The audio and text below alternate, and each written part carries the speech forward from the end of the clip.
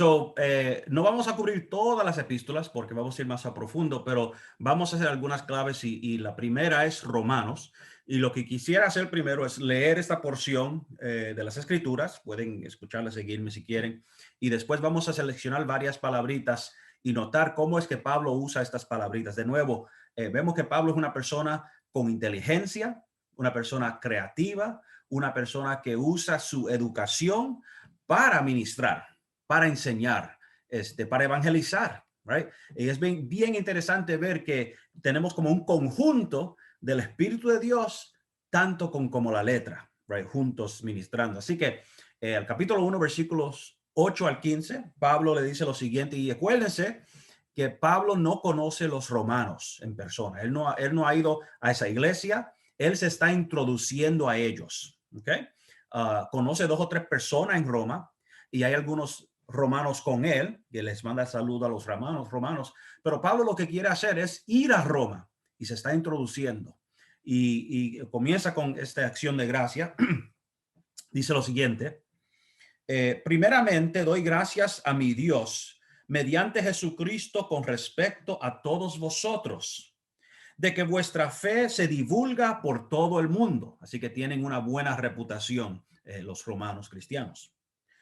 Porque testigo me es Dios, a quien sirvo en mi espíritu, en el evangelio de su Hijo, de que sin cesar hago mención de vosotros siempre en mis oraciones, rogando que de alguna manera tenga al fin, por la voluntad de Dios, un próspero viaje para ir a vosotros. Ahí está el detalle. Pablo no simplemente no los conoce, sino que él quiere ir allá a conocerlos personalmente y le ruega a Dios por eso. Porque deseo veros para comunicaros algún don espiritual a fin de que seáis confirmados. Y confirmados aquí se usa en la forma de fortalecidos, animados. Esto es para ser mutuamente confortados por la fe que nos es común a vosotros y a mí. Pero no quiero, hermanos, que ignoréis que muchas veces me he propuesto ir a vosotros, pero hasta ahora he sido estorbado, para tener también entre vosotros algún fruto, como entre los demás gentiles. Y eso es interesante, es importante, porque cuando usa la palabra fruto, está refiriéndose a algo específico. A griegos y a no griegos, a sabios y a no sabios, soy deudor. Así que en cuanto a mí, pronto estoy a anunciaros el evangelio también a vosotros que estáis en Roma. Okay, so básicamente que él va a ir allá a presentarles su evangelio. Ahora, el análisis. Una de las primeras palabras que vemos es confirmar, el verbo confirmar, y viene de esta palabrita griega sterizo, que es confirmar, animar, fortalecer. Menciona esta palabra aquí en esta introducción, right? Cuando él dice, porque deseo veros para comunicaros algún don espiritual a fin de que seáis confirmados. Ahora no tienen que escribir el versículo entero, pero si escriben 1:11, ya pueden buscarlo. Así que es su deseo fortalecerlos, compartir con ellos, ¿verdad? Y note, esto es al principio. Al final de la epístola, repite la misma palabra.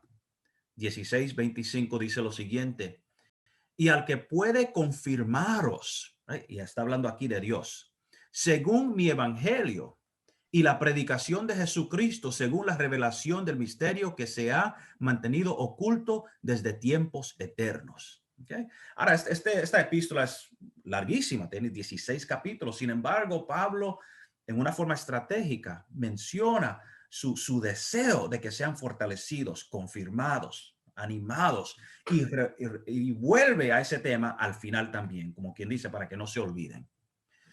La segunda palabra que usa Pablo es fruto, fruto. La palabra fruto aquí es carpos. Incluyo el griego porque algunas veces los traductores usan diferentes palabras para representar el griego y uno quizás no nota que son las mismas palabras. De nuevo, en la acción de gracia, ¿qué es lo que le dice a los romanos? Pero no quiero, hermanos, que ignoréis que muchas veces me he propuesto ir a vosotros, pero hasta ahora he sido estorbado para tener también entre vosotros algún fruto como entre los demás gentiles. Okay.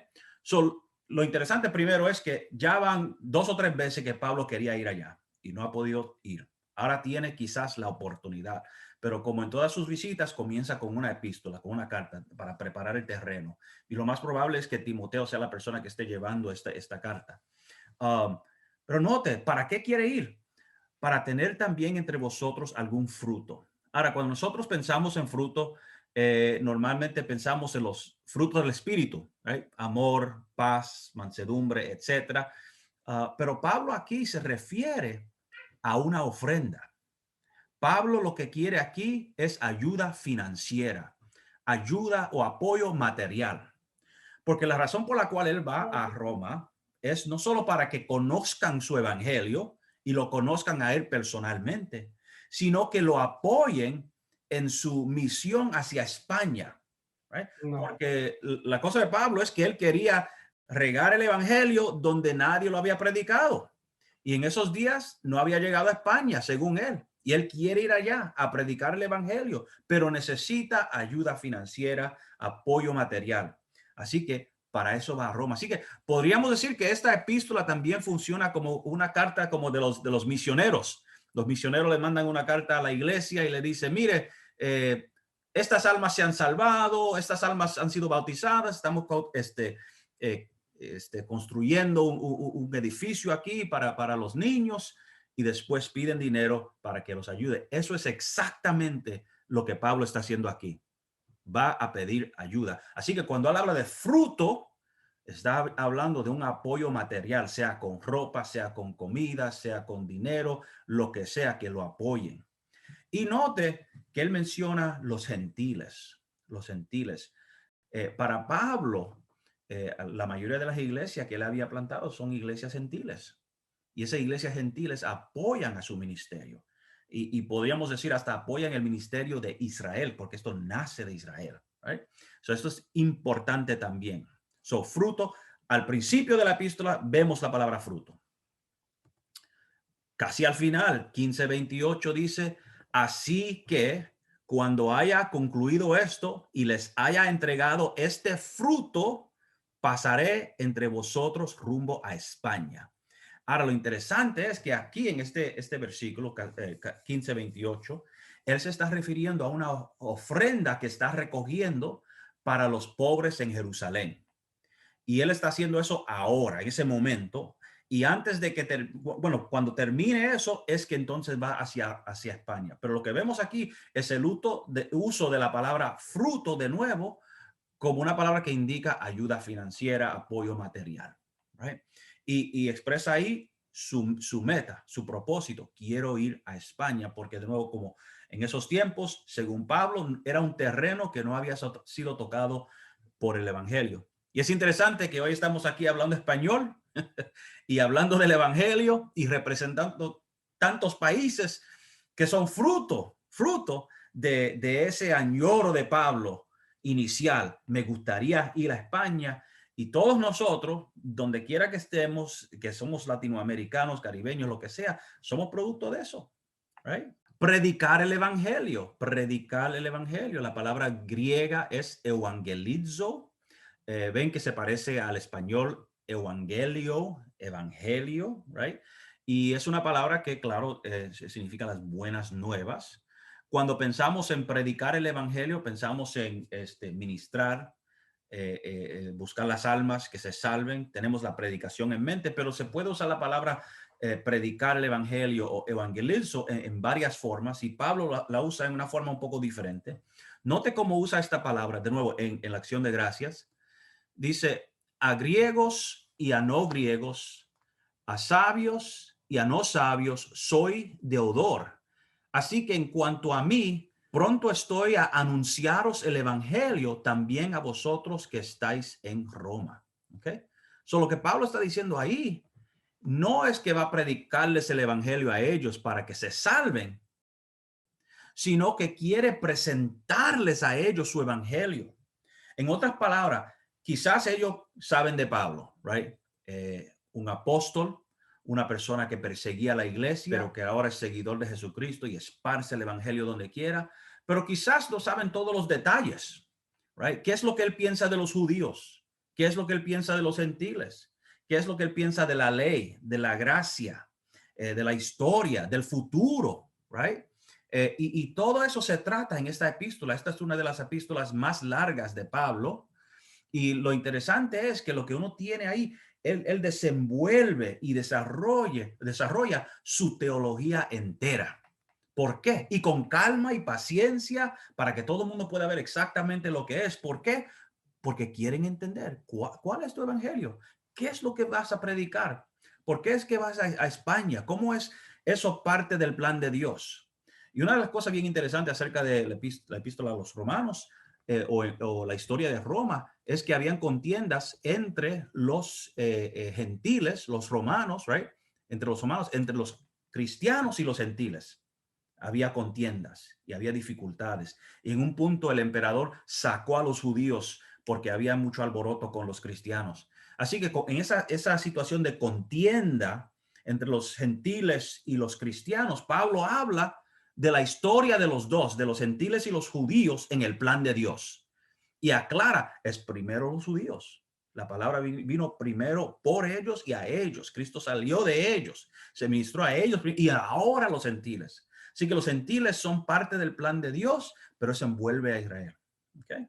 So, va a presentar ese evangelio, va a anunciar ese evangelio, va a explicarlo.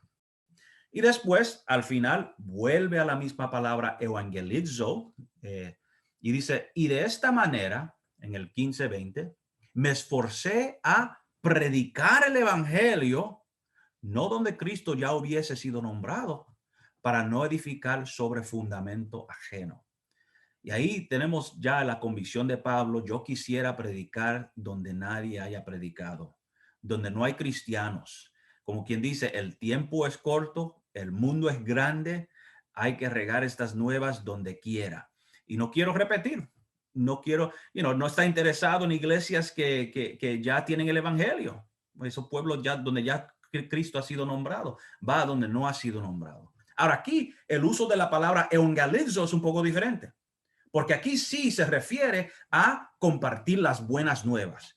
Y en eso hablamos de Jesús, su vida, sus milagros, sus palabras, su muerte, su resurrección y todo lo que eso trae. Right? So está predicar el evangelio en el sentido de presentar el evangelio para que sepan lo que es que yo predico, y está predicar en el sentido de proclamar las buenas nuevas para que reciba a Cristo. Okay. Son dos usos. Y note de nuevo cuán cuidado Pablo ha tomado usando una palabra al principio y después al final. Principio al final, principio y al final. Tiene una estructura muy ordenada. No se puede acusar a Pablo de ser un desordenado en sus epístolas. Ahora tenemos el sustantivo evangelio. Así que evangelizo, el verbo es un verbo, evangelizo, predicar el evangelio, evangelizar. Ahora el sustantivo evangelio, evangelio. Y claro, de nuevo, se refiere a ese mensaje. Al principio dice, porque testigo me es Dios, a quien sirvo en mi espíritu en el evangelio de su Hijo, de que sin cesar hago mención de vosotros siempre en mis oraciones, right? Y ese evangelio tiene que ver de su Hijo. La palabra evangelio también es un género, right? Porque, digamos, evangelio lo que significa es buenas nuevas. Las buenas nuevas se tratan acerca de qué? De Jesús, de lo que él hizo por uno y los beneficios y las consecuencias de ese sacrificio. Pero también está lo que llamamos el evangelio según San Marcos, el evangelio según San Mateo y Lucas y Juan, right? Que es el contenido de ese mensaje expresado por la vida, la muerte y la resurrección de Jesús. Todo eso está envuelto. Así que, y note también algo interesante, todas las epístolas de Pablo se escribieron antes de que se escribiese un evangelio. Right? Pablo ya estaba muerto cuando se escribió el evangelio de Marcos, de Lucas, de Mateo, etcétera. Y es interesante que los datos de la vida de Jesús no vienen de Pablo, sino de los evangelistas, y eso vino luego. Right? Solo sabemos lo que Pablo piensa acerca del evangelio, pero no lo explica. Solo habla de que Jesús vino, murió, resucitó, hizo milagros, dio dones, pero no hay detalles. Los evangelistas proveyeron los detalles en ese género nuevo llamado evangelio. ¿Right? Así que vemos varios usos de la palabra evangelizar y evangelio. Presentar un mensaje, proclamar las buenas nuevas y también en el sentido de que trata de la vida de Jesús. So, Dios es testigo a quien sirvo en mi espíritu en el evangelio de su Hijo. Este evangelio tiene que ver con su Hijo. Y después al final vuelve a esta palabra evangelion. Para ser ministro de Jesucristo a los gentiles, ministrando el evangelio de Dios, para que los gentiles les sean ofrenda agradable, santificada por el Espíritu Santo. Que es bien interesante. Note que es intercambiable. Evangelio de Jesús, evangelio de Dios. Este evangelio se trata de Jesús, pero también viene de Dios. Es como quien dice, no hay diferencia. La cristología de Pablo es bien sofisticada y elaborada. Para Pablo, Jesús es Dios. En el libro Apocalipsis vemos algo semejante cuando vemos que no solo está Dios en el trono, sino Jesús está sentado con él. El Cordero está sentado con Dios en el trono. Son iguales, right? Y aquí vemos eso. Así que evangelio, evangelizar, fortalecer, fruto, palabras que repite Pablo. Y si, por ejemplo, si alguien le pide a usted que haga un estudio sobre Romanos y tú estás pensando, ¿qué se trata el libro? Claro, uno tiene que leer el libro entero, pero lo que yo haría es leer esa introducción, la acción de gracias, y note cómo es que los temas que se mencionan ahí se desarrollan a través del libro entero y eso organizará su pensamiento. Ok, so ahí tenemos evangelio. Y después ahora judíos y griegos o gentiles. Hay un contraste entre los dos grupos. Ya sabe que los judíos son aquellos que vienen de Israel, de descendencia de Abraham. Puede ser que sean residentes de Palestina o están afuera, pero su linaje viene de Israel. Y después están los griegos o los gentiles. Los griegos son aquellos que son helenísticos, gente que hablan griego. La categoría gentiles es más, incluye más, porque puede ser un egipcio, un chino, un árabe, un griego, todas las razas menos los judíos, right? So, gentil es una categoría que abarca más. Las palabras griegas que tenemos ahí es judaios, judaios es para judíos. Griegos es helene, helene. Y para gentiles se usan dos palabras. La palabra bárbaros, que notarán suena como bárbaro en español, como cuando uno dice, le llama a uno bárbaro, no es algo, un complemento que le están dando a uno. Si tú eres un bárbaro, ¿verdad? Pero la palabra griega es bárbaros. ¿Y sabe cómo fue que se inventó esta palabra? Se inventó esta palabra porque los griegos se pensaban que eran sofisticados, personas elegantes, personas educadas, y los que no eran griegos los llamaban bárbaros, bárbaros. ¿Por qué? Se estaban mofando de la forma en que ellos hablaban, que cuando hablaban para los griegos sonaba como ba, ba, ba, ba, ba, ba, ba, como un chorro de ignorancia, ba, ba, ba, ba, ba. Dicen, bárbaros, right? Eso es un insulto, eso es un insulto, pero se quedó en el lenguaje y está hasta en la Biblia. Se refiere a los bárbaros para referirse a los gentiles.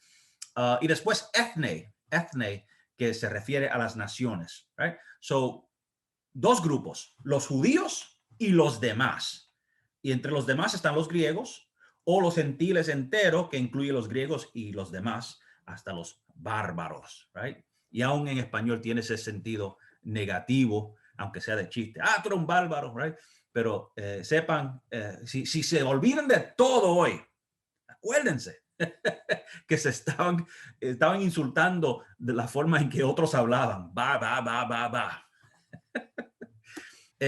Ahora, el asunto de griegos y no griegos. Aquí tenemos 1:14 al 16. A griegos y a no griegos, a sabios y a no sabios, soy deudor.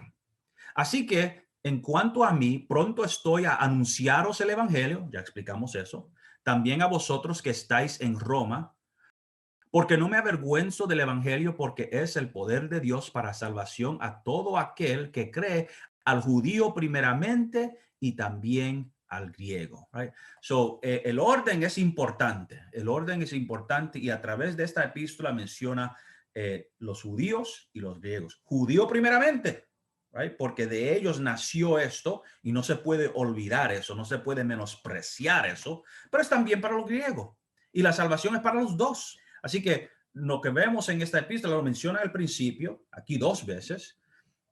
Lea la epístola entera y notará que está hablando del judío y el gentil, judío y el gentil, y cómo es que los gentiles vienen a ser parte de Israel. Y después concluye con lo mismo. Es un tema importante.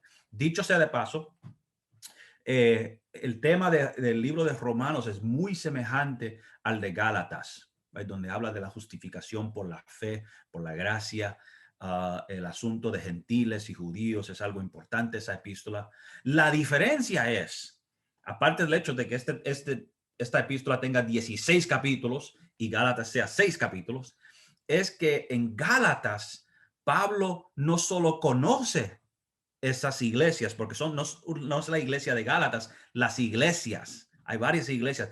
Pablo fue el padre de esas iglesias, él fue que las fundó y se estaban descarriando porque llegaron judíos de Jerusalén diciéndole a esos gentiles convertidos, qué bueno que hayas aceptado a Cristo, pero también es necesario, según la ley, circuncidarse. También es necesario evitar ciertas comidas. También es necesario seguir el candelario judío, right? Y eso era las iglesias de Pablo, eran gentiles. Y Pablo, que era más judío que todo el mundo, tenía que aclarar, no, eso no es necesario para ser parte del pueblo de Dios. Así que cuando él escribe esa carta a los Gálatas, está enfogonado, right? Está enojado porque se están descarriando. Y él básicamente esa epístola de principio al fin es un regaño, un regaño. Como dije la última vez, ni incluye acción de gracias en Gálatas. En vez de decir doy gracias a Dios, dice estoy asombrado, right? Y todo es un regaño. Pero el contenido teológico es igual al libro de Romanos. La diferencia ahora, está enfogonado en una, en otra ni conoce a los romanos. No fundó esa iglesia. No es una iglesia que se estaba descarriando, pero sin embargo tenía que explicar su evangelio. Y vemos que al centro de su evangelio, sea a los Gálatas o a los romanos, estaba este asunto de la incorporación de los gentiles en el pueblo de Dios por la fe, por la obra, fe en la obra de Jesucristo. Llegamos al final del libro y de nuevo dice lo siguiente: pues les pareció bueno y son deudores a ellos. Porque si los gentiles han sido hechos participantes de sus bienes espirituales, también ellos ministrarles de los materiales. Ahora esto es interesante, porque Pablo aquí está hablando en este contexto acerca de la ofrenda que él va a llevar a los judíos en Jerusalén, aquellos que son pobres, que están en necesidad. Y en su teología, él ve que los gentiles, que ahora son cristianos, han sido aquellos que han beneficiado, han recibido la bendición de la salvación, esta bendición espiritual, que Israel ha sido canal de esa bendición espiritual. Y ahora que han sido bendecidos espiritualmente y que son parte del pueblo de Dios, el pueblo de Israel, deben bendecir materialmente a Israel. Right? Eso es la teología. Y note que no es simplemente darle dinero porque son israelitas, es a los pobres, a los que estén en necesidad. ¿Entiende? No es un apoyo por Israel, hagan lo que hagan. No, este pueblo ha sido agente de la salvación, los gentiles han sido personas que han beneficiado de eso y ahora ellos retornan o devuelven o muestran su gratitud ayudándolos a ellos en su necesidad. ¿Right? Los pobres en Jerusalén. Y aquí Pablo está refiriéndose a otras iglesias gentiles, en los corintios, en los filipenses, que han dado dinero. Es más, déjame leer solo 2 o 3 versículos antes del 27 para que tengan el sabor del pasaje. Dice: por esta causa me he visto impedido muchas veces de ir a vosotros, pero ahora no, teniendo más campo en estas regiones y deseando desde hace muchos años ir a vosotros, Cuando vaya a España, iré a vosotros porque espero veros al pasar y ser encaminado allá por vosotros una vez que haya gozado con vosotros. Mas ahora voy a Jerusalén para ministrar a los santos. Y note, cuando dice los santos, está hablando no simplemente de israelitas, sino israelitas que se han convertido a Cristo, cristianos, cristianos en Jerusalén, cristianos judíos y específicamente cristianos pobres. Porque Macedonia y Acaya tuvieron bien hacer una ofrenda para los pobres que hay entre los santos que están en Jerusalén. Ahora, Macedonia es la provincia donde tenemos los tesalonicenses y los filipenses. Acaya es la provincia donde están los corintios. Así que cuando él habla de Macedonia y Acaya, está diciendo los filipenses, los tesalonicenses y los corintios son aquellos que tuvieron el bien de hacer una ofrenda para los pobres que entre los santos que están en Jerusalén. Pues les pareció bueno, aquí está el versículo nuestro, y son deudores a ellos. Porque si los gentiles han sido hechos participantes de sus bienes espirituales, deben también ellos ministrarles de los materiales. Así que cuando haya concluido esto y les haya entregado este fruto, ahí está la palabra fruto de nuevo, pasaré entre vosotros rumbo a España. Y sé que cuando vaya a vosotros llegaré con abundancia de la bendición del evangelio de Cristo. Bueno, ahí tienen todo lo que necesitan. Así que ven que la misión a los gentiles es central a Pablo. Y no solo eso, él quiere como apoyar la unidad, la integridad entre los dos pueblos. Esto es algo imprescindible, especialmente a los romanos, de nuevo, donde habían contiendas entre los judíos y los cristianos. Así que Pablo está demostrándole que la base de la unidad entre estos dos pueblos es una base teológica en la salvación que Dios ha otorgado a través de estos pueblos. Bien interesante. Primera Corintios capítulo 1 versículos 4 al 9 dice lo siguiente: gracias doy a Dios siempre por vosotros, por la gracia de Dios que os fue dada en Cristo Jesús, porque en todas las cosas fuisteis enriquecidos en él, en toda palabra y en toda ciencia, así como el testimonio acerca de Cristo ha sido confirmado en vosotros, de tal manera que nada os falta en algún don, esperando la manifestación de nuestro Señor Jesucristo, el cual también os confirmará hasta el fin, para que seáis irreprensibles en el día de nuestro Señor Jesucristo. Fiel es Dios, por el cual fuisteis llamado a la comunión con su Hijo Jesucristo, nuestro Señor. Ok, aquí tenemos la acción de gracia de Pablo, incluye varios detalles y de nuevo vamos a ver que estos detalles son importantísimos en el desarrollo de esta epístola. Aquí lo interesante es que Pablo parece que está usando un poco ironía. Podríamos decir que hasta que es sarcástico, right?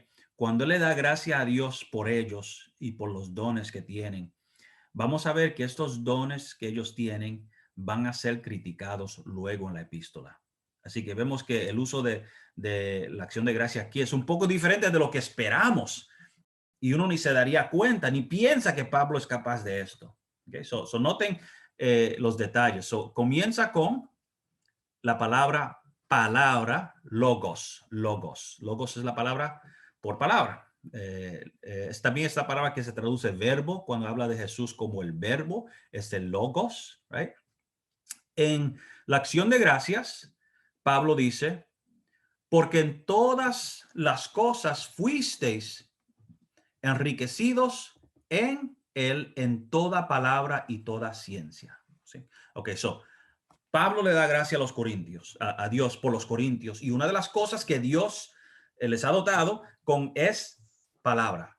Como quien dice, la capacidad de hablar, la retórica, quizás de enseñar, de debatir, algo que tenga que ver con palabra, con hablar.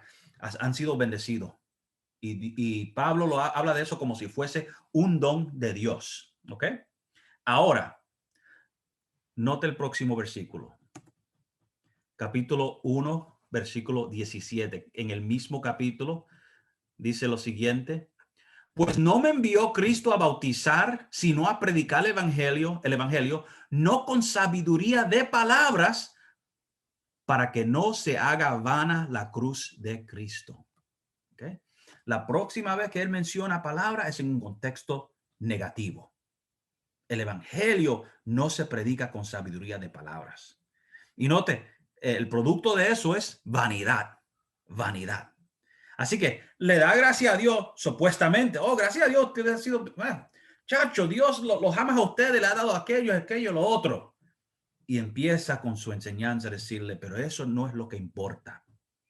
Puede ser que Dios te ha dado X, pero no te jactes de eso, porque eso no es lo más importante. Y eso es interesante porque para nosotros, cuando Dios nos da una oportunidad o un don o lo que sea, nos sentimos bendecidos. Gracias a Dios por eso. Y hasta compartimos, mira, chacho, yo fui bendecido con esto, aquello. Está bien, quizás es una bendición, quizás es algo positivo, pero en la perspectiva de Dios quizás ni es lo más importante. Lo más importante es el uso correcto de eso. Y en eso es lo que uno debe enfocar. Así que Pablo aquí, y aparentemente habían aquellos que estaban diciendo que Pablo no era buen predicador, no tenía esa labia, no tenía esa retórica.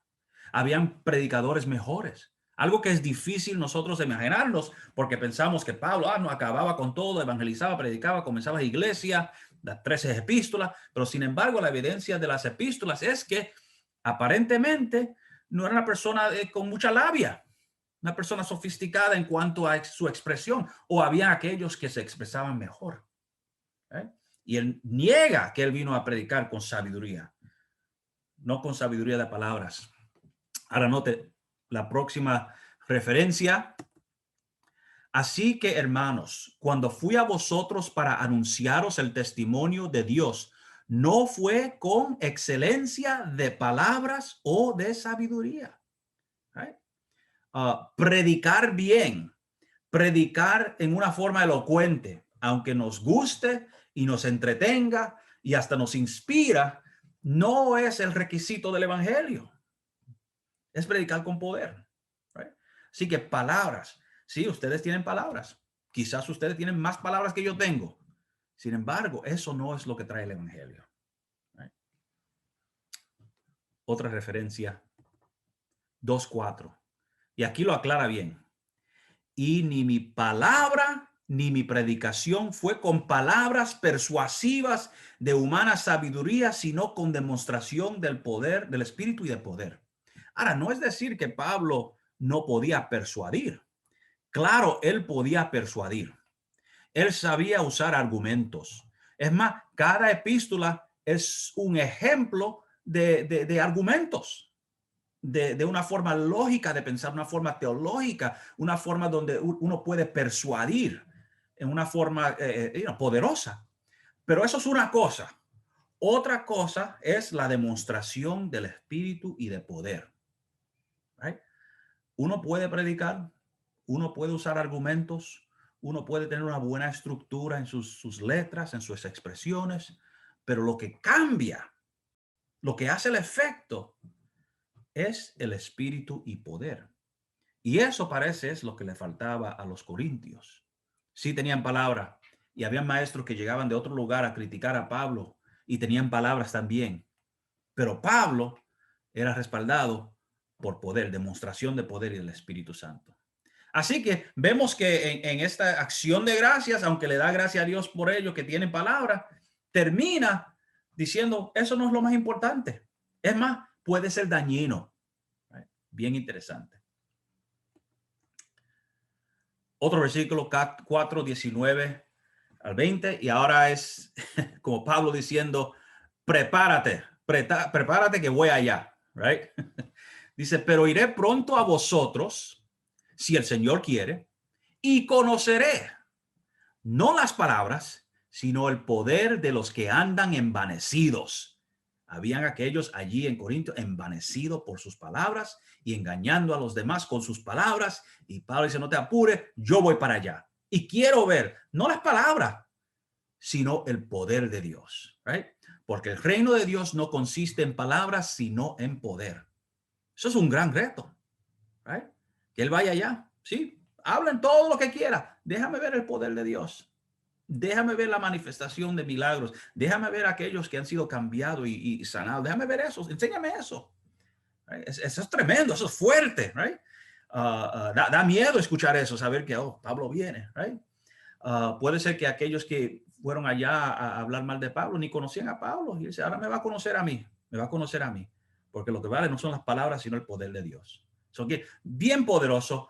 Y de nuevo, cuando uno ve, ya vemos 1, 2, 3, 4, 5 referencias negativas. Después de decirle a los corintios, doy gracias a Dios que les ha dotado a ustedes con palabra. Ya vemos que es un poco sarcástico. Yo no me atrevo a hacer una oración sarcástica. Baja un relámpago del cielo y me matan ahí mismo. Pero el apóstol sí tiene esa autoridad aparentemente. Ok, la segunda palabra que vemos que usa Pablo es conocimiento o ciencia. Esto depende de la traducción que uno tenga. Pero la palabra griega es gnosis, gnosis. Y Pablo le da gracias a Dios por el gnosis, el conocimiento o la ciencia que Dios le ha dado a los corintios. Right? So, en el capítulo 1, versículo 5, ya lo habíamos leído, voy a leerlo otra vez para que lo vean. Dice, porque en todas las cosas fuisteis enriquecidos en él, en toda palabra y en toda ciencia.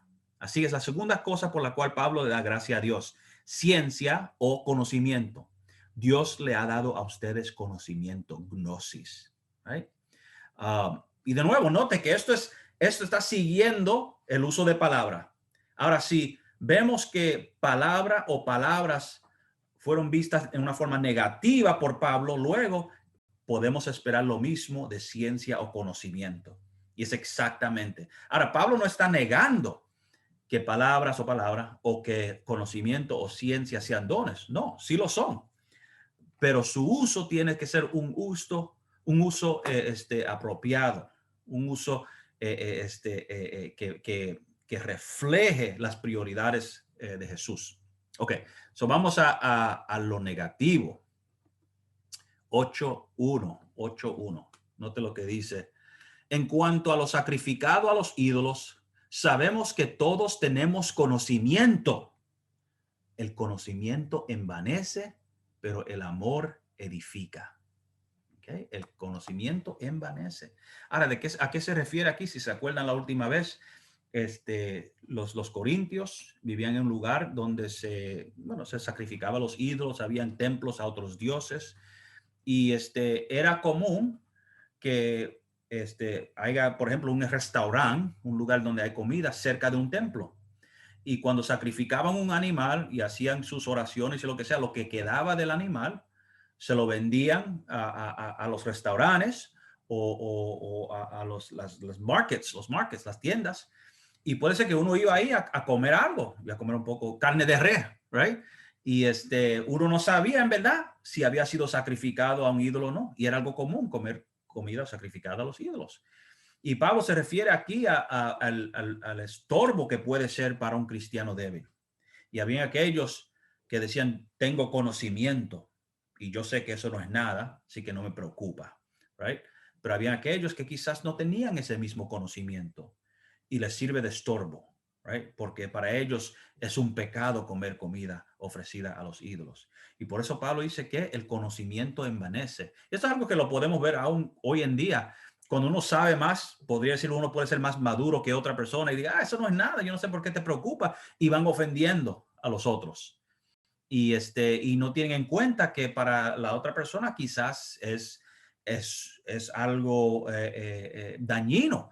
Por ejemplo, puede ser que uno venga de una familia alcohólica, puede ser que uno haya sido alcohólico y se convierta, y para uno darle un vistazo a una botella es pecado, porque Dios me libró de eso y es un testimonio y han sido cambiados.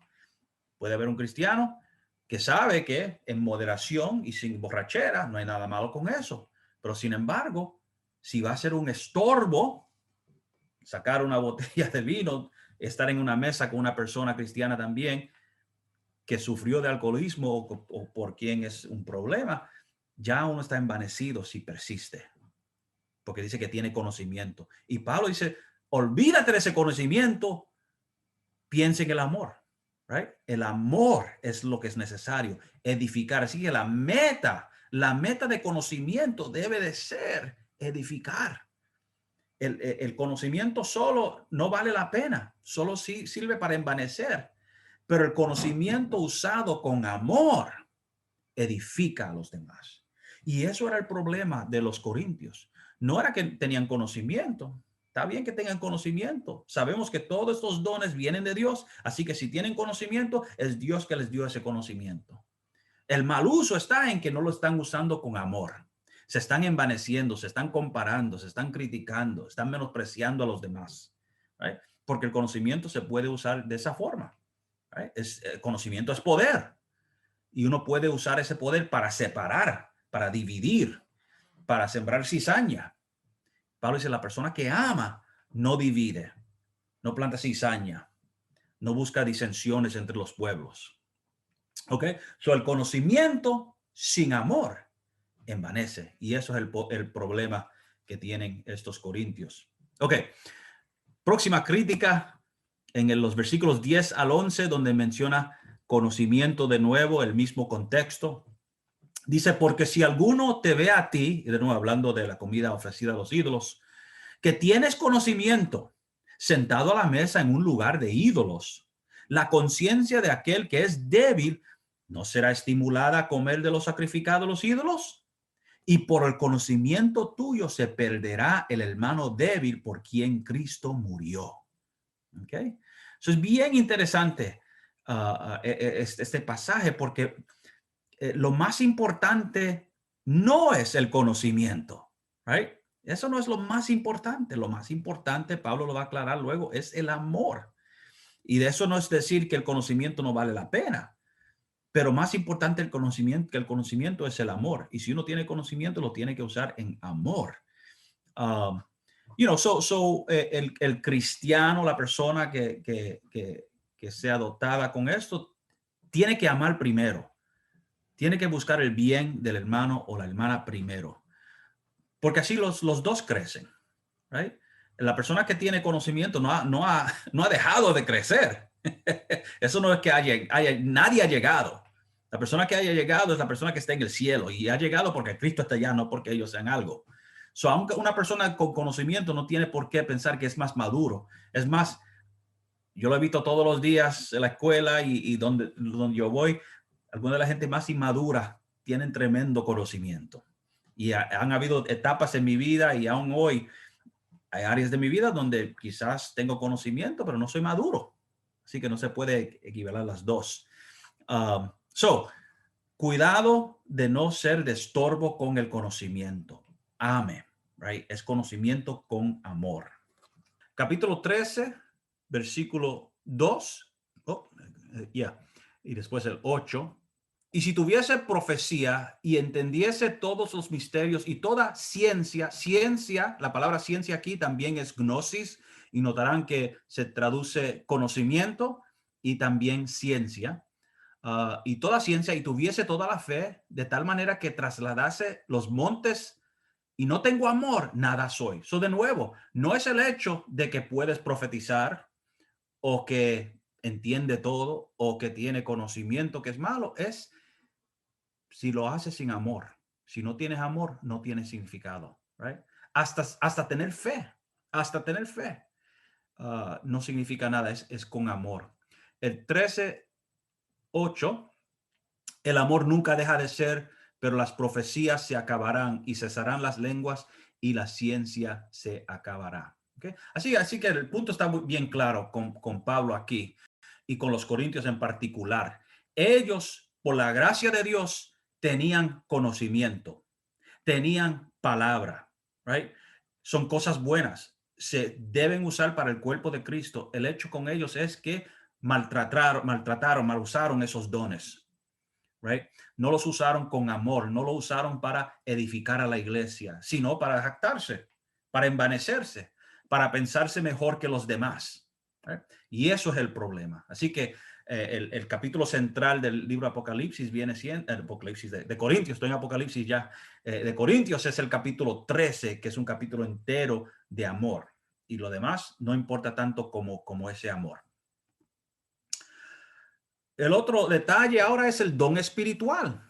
Y esta iglesia de Corintios, podríamos decir, era una iglesia pentecostal, ¿right? Como las iglesias nuestras que tienen los dones espirituales, los puede enumerar. La palabra por don en griego es carisma, que hasta se puede usar en inglés y en español. Carisma es don espiritual, es algo que Dios da. De nuevo, Pablo celebra el hecho de que los corintios tienen estos dones. El capítulo 1, versículo 7, de nuevo lo leo una vez más, es el tercer detalle que menciona Pablo aquí. De tal manera que nada os falta en ningún don, esperando la manifestación de nuestro Señor Jesucristo. No, tienen todos los dones. Una iglesia repleta de dones. Es una bendición. Es una iglesia en fuego, una iglesia donde Dios mora. ¿Right? Sin embargo, tanto como palabra y tanto como conocimiento o ciencia, carisma, dones, también recibe sus críticas. 12:31. Procurad pues los dones mejores, mas yo os muestro un camino aún más excelente. El mejor don es menos que el camino más excelente, y ese camino más excelente es el camino de amor. Y note que los dones mejores son aquellos dones, no era de hablar lenguas, aunque sea eso tremendo. Una persona que interpretaba las lenguas es un mejor don. Una persona que enseñaba y edificaba, mejor don. Pero aún los mejores no alcanzaban lo mejor, que es el amor. Así que el capítulo 12, versículo 31, introduce el capítulo 13, que es completamente de amor. Y de nuevo, el problema con el uso de los dones espirituales aquí es que lo hacían de una forma que no era para edificar. Quizás como yo, ustedes han visto o han estado o quizás están en iglesias donde la persona más espiritual es la persona que habla más lenguas, o la persona que profetiza más, o la persona que siempre está metida en la iglesia. Hay tantos niveles de escalar peldaños espirituales. ¿Right?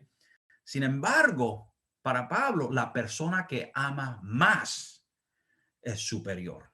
Y una persona que ama más no se va a llamar superior porque está ahí para edificar la iglesia. ¿Eh? Eso es una lección ahí para nosotros y para los corintios, que aunque eran una iglesia, podríamos decir, pentecostal, una iglesia que ejercía todos los dones habidos y por haber, le faltaba el amor. Y sin eso no valía la pena todo lo que tenían. De nuevo, Pablo le da gracias a Dios por dones, por palabras, por conocimiento, y después va devaluándolo, right? Diciendo, no son tan importantes. 14:12. Así también vosotros, pues, que anheláis dones espirituales, procurad abundar en ellos para edificación de la iglesia. El primer pensamiento, si uno tiene un don espiritual, es cómo edificaré la iglesia. Si tienes conocimiento, el primer pensamiento, ¿cómo edifico la iglesia? Si tiene don de palabras, de enseñanza, de retórica, de labia, lo que sea, ¿cómo puedo edificar la iglesia? Si usa esos dones para criticar, para dividir, para crear cizaña, para inspirar celos, es un mal uso de lo que Dios le ha dado a uno. Right? Úsalo para edificar la iglesia, es mensaje de valor. Así que vemos una relación íntima entre el saludo y la acción de gracia y cómo se desarrollan esos temas en esta epístola. No todo es lo que se parece. Right? Es como Pablo estaba, dándole una palmadita. Ay, qué inteligente tú eres. Right? Qué buena gente tú eres. Qué sabio tú eres. Tantos dones tiene. Y después va básicamente poniéndolos en su lugar en cada capítulo. Y les demuestra cómo es que teniendo todo eso, no alcanzan la meta o el modelo de Jesús. Otra palabra que usa es el fin. El fin, la palabra griega es telos, Y se refiere, claro, al fin, y vemos que Pablo tiene una perspectiva escatológica aquí. Los cristianos del primer siglo pensaban que Cristo venía durante su vida, en sus días. Es más, Pablo en su primera epístola, la epístola a los tesalonicenses, cuando habla de la segunda venida de Jesús, dice, nosotros que estamos vivos seremos arrebatados. Así que Pablo esperaba ser arrebatado en el rapto de la iglesia durante su vida. Y vemos que al final de sus epístolas ya no hablaba tanto con tanta con seguridad de que iba a irse en un rapto. Sabía que iba a morir. Pero sin embargo, para ellos habían llegado el fin del mundo con la venida de Jesucristo. Y esto se refleja en esta acción de gracia y se repite varias veces en la epístola también. El capítulo versículo 8, de nuevo en la acción de gracia dice, el cual también os confirmará hasta el fin para que seáis irreprensibles en el día de nuestro Señor Jesucristo. Ahora, esto es un aliento. El hecho de que Pablo les haya criticado por el mal uso de palabra, de conocimiento y de dones, él también sabe que Dios va a ayudarlos, fortalecerlos, animarlos, confirmarlos hasta el fin para que seáis irreprensibles, right? Sin culpa. Y es un proceso de santificación. Así que algo positivo sale de esto también. Y después menciona ese fin varias veces en el libro, de nuevo una perspectiva escatológica. Escatológica tiene que ver con los últimos tiempos. Viene de la palabra griega eschatos, últimos, y después logías, el estudio de los últimos días. 10:11. Y estas cosas les acontecieron como ejemplo y están escritas para amonestarnos a nosotros, a quienes han alcanzado los fines de los siglos. Ahora, este es el pasaje que estaba leyendo antes, que estamos hablando de la ley. Y Pablo habla de el ejemplo de los israelitas, de las bendiciones, de los castigos de los israelitas, lo que les sucedió en el desierto, y habla de por qué fueron escritas esas cosas, para amonestarnos a nosotros. Así que hay otra aplicación ahí de ese pasaje, mi palabra no pasará. Todo lo que está en el Antiguo Testamento sirve para amonestarnos. Es un ejemplo. Quizás nosotros no estamos pidiendo maná del cielo, que haya un milagro así, pero sí hay un ejemplo de que Dios suple. También tenemos un ejemplo de lo que le pasa a la iglesia, que se queja, que menosprecia lo que Dios nos da. Right? Así que hay lecciones en todo eso, aunque no sea en una forma literal. Pablo habla de todo eso del Antiguo Testamento y note que llega su aplicación hasta los fines de los siglos. Eso es lo mismo que decir, el cielo y la tierra pasará, mi palabra no pasará. Esa palabra, sea del Antiguo Testamento o el Nuevo Testamento, continúa teniendo aplicación hasta los fines del siglo. Right? Bien interesante. Así que, de nuevo, volviendo a 1 Corintios, habla del fin, Dios los confirmará. Y aquí en el capítulo 10, de una forma más práctica, dice, estos ejemplos que hay en el Antiguo Testamento son para nosotros hasta el fin del mundo. ¿Okay? 15:24, aquí está hablando de la resurrección y de la consumación de la creación. Y después de hablar de todo eso, Pablo finalmente dice, luego el fin, llega el fin, cuando entregue el reino al Dios y Padre, cuando haya suprimido todo dominio, toda autoridad y toda potencia. Eso es Jesús. Right? Vemos una perspectiva de nuevo escatológica que tiene en mente Cristo viene pronto y su teología, su enseñanza, su pensamiento, su interpretación está influenciada por ese hecho de que viene un fin y ese fin viene Cristo. Right? El fin ocurre en la salutación y también a través del cuerpo de la epístola. El día del Señor Jesucristo, en griego, tenemos gemera tu theou Jesu Christou, que es básicamente literalmente eso, el día del Señor Jesucristo. Lo menciona al principio y después lo repite. Capítulo 1, versículo 8, ya lo habíamos leído, el cual también os confirmará hasta el fin para que seáis irreprensibles en el día de nuestro Señor Jesucristo. Y hay un balance interesante aquí, porque a la misma vez que Pablo les está criticando y le está diciendo a ellos que mejoren su camino, que se enderecen, por decirlo así, también habla de que el hecho de que Dios está trabajando con ellos, está con ellos, right? Y es un balance que vemos aún en los evangelios, aún después de una persona negar a Jesús, que es lo peor que uno puede hacer, right? Negar a Jesús es ganar el premio para el infierno, ¿verdad que sí? Sin embargo, vemos que eso es exactamente lo que Pedro hizo, right? En el capítulo 8 de Marcos. Bueno, lo menciona ustedes luego. Pedro niega a Jesús después de que Jesús le había dicho a Pedro que tenía que tomar su cruz. Pedro lo niega, lo peor que uno puede hacer. Y sin embargo, al final, cuando Jesús resucita de entre los muertos y las mujeres están en la tumba y ven un hombre ahí que les dice que él no está aquí, la tumba está vacía, que él ha ido adelante a Galilea, dice, dile a los demás y dile a Pedro. Right? Como quien dice, Jesús se acuerda de Pedro, aunque fueron menos de 24 horas, podríamos decir. Pedro lo había negado.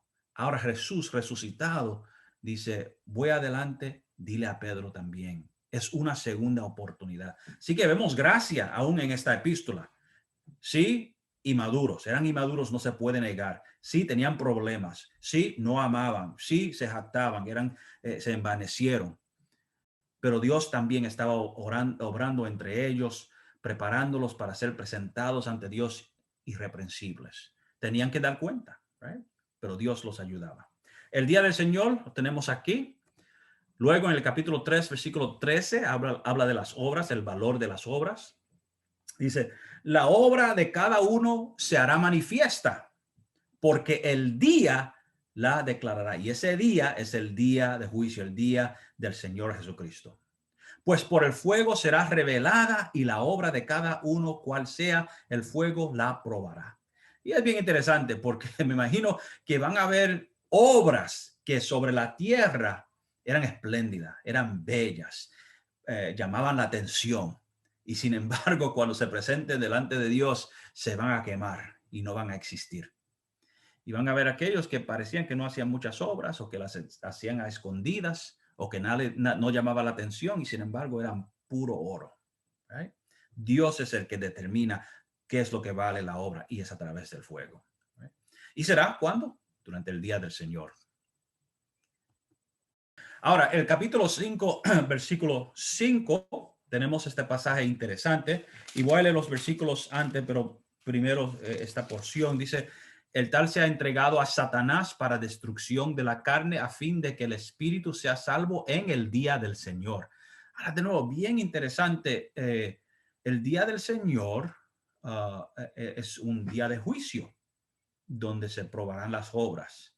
Y aquí vemos que esta persona, de la cual vamos a hablar ya en un momento, aunque había cometido un pecado o estaba viviendo en pecado, Pablo quería que él fuera redimido. Él no quería simplemente rechazar a una persona, sino quería que fuese redimida, convertida. Y aún el castigo era con el propósito de ser redimido, especialmente en el día del Señor. Ahora, hablamos de esto la última vez, que fue en febrero, quizás se han olvidado de ese pasaje, así que voy a leerlo. Es básicamente un pasaje donde había una persona en la iglesia de los Corintios que estaba viviendo con la mujer de su papá. Right? Básicamente tenían relaciones sexuales con su madrastra. Y estaba en la iglesia todavía, como quien dice, cantando corito, quizá tomando parte también. Y Pablo tiene unas palabras acerca de esto. El capítulo 5, versículo 1, y note que de nuevo envuelve no solamente la situación histórica, sino su perspectiva, la perspectiva de Pablo escatológica que tenía que ver con el fin. Dice lo siguiente, capítulo 5, versículo 1, de cierto, se oye que hay entre vosotros fornicación y tal fornicación cual ni aún se nombra entre los gentiles, tanto que alguno tiene la mujer de su padre. Lo que Pablo básicamente está diciendo ahí, mira, hasta una persona que no conoce a Cristo sabe más que eso no se hace. Sin embargo, en esta iglesia, los corintios, está sucediendo esto. Imagínense, en una iglesia de un apóstol, right? Y vosotros estáis envanecidos. Note esa palabra otra vez, envanecido. Y quién sabe que si era por conocimiento que estaban envanecidos. ¿No debierais más bien haberos lamentado para que fuese quitado de en medio de vosotros el que cometió tal acción? Ciertamente yo, como ausente en cuerpo, pero presente en espíritu, ya como presente, he juzgado al que tal cosa ha hecho. Eso es bien interesante que Pablo pueda decir algo así. Yo estoy ahí en espíritu y ya lo he juzgado. ¿Eh? En el nombre de nuestro Señor Jesucristo, reunidos vosotros a mi espíritu con el poder de nuestro Señor Jesucristo. El tal se ha entregado a Satanás para destrucción de la carne a fin de que el espíritu sea salvo en el día del Señor Jesús. Básicamente está diciendo, sáquenlo de ahí. Sáquenlo de ahí. No pertenece ahí. Y no es el acto simplemente, es que tiene nombre de cristiano. Más adelante él va a decir que a Pablo no le importa lo que hagan los gentiles, los mundanos, los que estén afuera de la iglesia. Allá ellos. A lo que le preocupa a él es la grey, la comunidad cristiana. Y así que él dice, sáquenlo. Pero no es sacarlo para rechazarlo completamente sin pensar en la redención, sino que si tal vez excomulgado de esa forma, se arrepiente y pueda ser salvo en el día del Señor.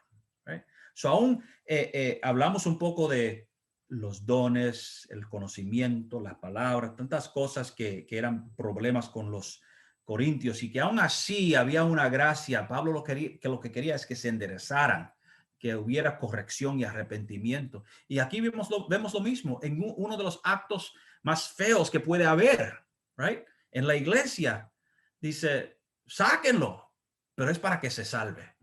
Right? Y es interesante porque no todas las iglesias son así, sacan a uno y es para sacarlo para siempre. Right? Y también, quizás si ese hombre vivía en nuestro día, iba a la iglesia que estaba a la vuelta de la esquina. Continuar. Ok, vamos a Filipenses, capítulo 1, versículos 3 al 11. Pablo, como habíamos hablado la última vez, está en la prisión cuando escribe esta epístola. Siempre me asombro la situación de Pablo. Este es el libro donde dice, todo lo puedo en Cristo que me fortalece. ¿Right? Y es un pasaje bien importante. La aplicación de ese pasaje por cristianos muchas veces es errónea. ¿Right? Creen que pueden hacer lo que quieran en Cristo Jesús. Sin embargo, vemos que Pablo dice esto cuando está limitado, está en la prisión. Right? Básicamente lo que está diciendo es yo puedo permanecer. Right? Yo puedo ser fiel en medio de eso. Todo lo puedo llevar, right? Cargar, soportar en Cristo Jesús. So, está en la cárcel. Lo que había sucedido con él aquí es que la iglesia de los filipenses le había enviado a un tal Epafrodito para ayudar a Pablo en la prisión. Las prisiones de esos días no es como hoy en día que uno va a la prisión y tiene 3 comidas, puede alzar pesas, mirar el televisor quizás. Allá si estaba en una prisión te podría, right? Tenía que venir alguien para ayudarle. Y llegó este Epafrodito, trajo comida, ropa, lo ayudó. Terminó que Epafrodito se enfermó y por poco se muere.